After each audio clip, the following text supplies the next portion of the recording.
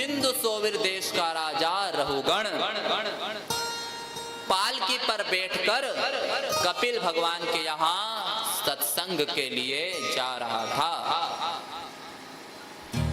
रास्ते में महाराज एक सेवक जो है बीमार पड़ गया, तो सेवकों ने कहा महाराज हमारे साथियों में से एक बीमार पड़ गया है। तो राजा ने कहा यहाँ संपूर्ण राज्य मेरा ही है, किसी को भी पकड़कर लगा लो। आगे महाराज भ्रमण करते हुए जड़ भरत जी ही मिल गए, तो इन्हीं को ही पालकी में लगा लिया।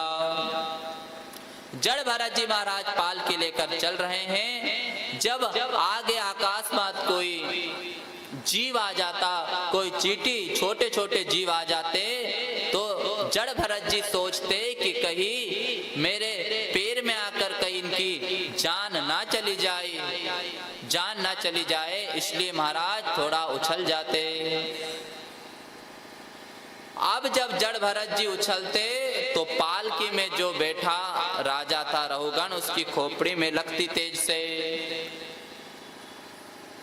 रहुगण जोर से चिल्लाया, कहा कि तुम्हारी समझ में नहीं आ रहा है क्या, मेरे सिर में बार बार जो है पालकी लग रही है।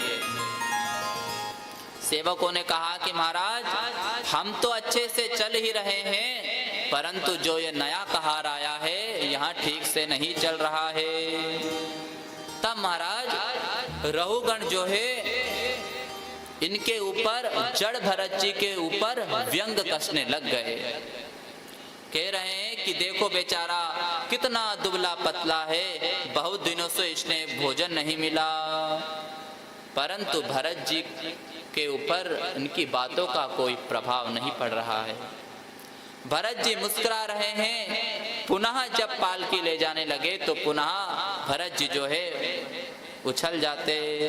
अब तो महाराज भयंकर क्रोध आ गया राजा को, और राजा बोला कि तुम्हारी समझ में नहीं आया, मैं तुम्हारी चिकित्सा कर दूंगा। इस प्रकार जब संबोधन किया, कहा कि जैसे यमराज पापियों को दंड देता है, वैसे ही मैं तुम्हें दंड दूंगा। तब जड़ भरत जी सोचे अब तो इसका कल्याण करना ही पड़ेगा। जड़ भरत जी ने पालकी रख दी और राजा से बोले, त्वयोदितं व्यक्तम विप्रलब्धम भरतो समय स्याद्यदि वीरभारः गन्तुर्यदि स्यादधिगम्य मध्वा विवेतिराशो न विदां प्रवादः विवेतिराशो न विदां प्रवादः। जड़ भरत जी ने कहा कि राजन, अभी जो मुझसे आपने कहा है राजन, जो आपने संबोधन किया है कि मोटा पतला भूखा प्यासा, अनेक प्रकार से आपने मेरे ऊपर व्यंग कसे, तो आप मुझे यह बताइए,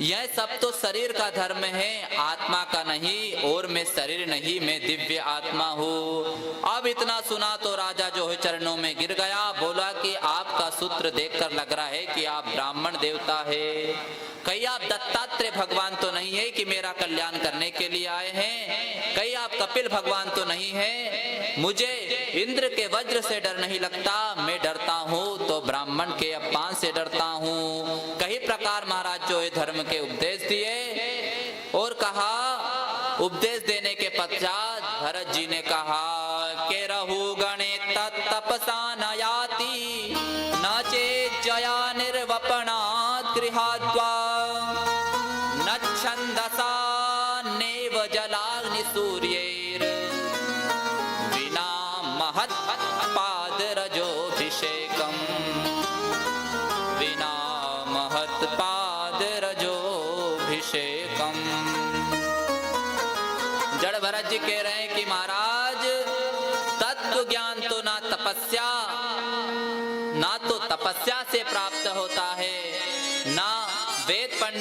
बिना किसी साधन करने से ये समझ आता तो मात्र महापुरुषों की चरण रज के अभिषेक करने से। महत्पाद रजोभिषेकम।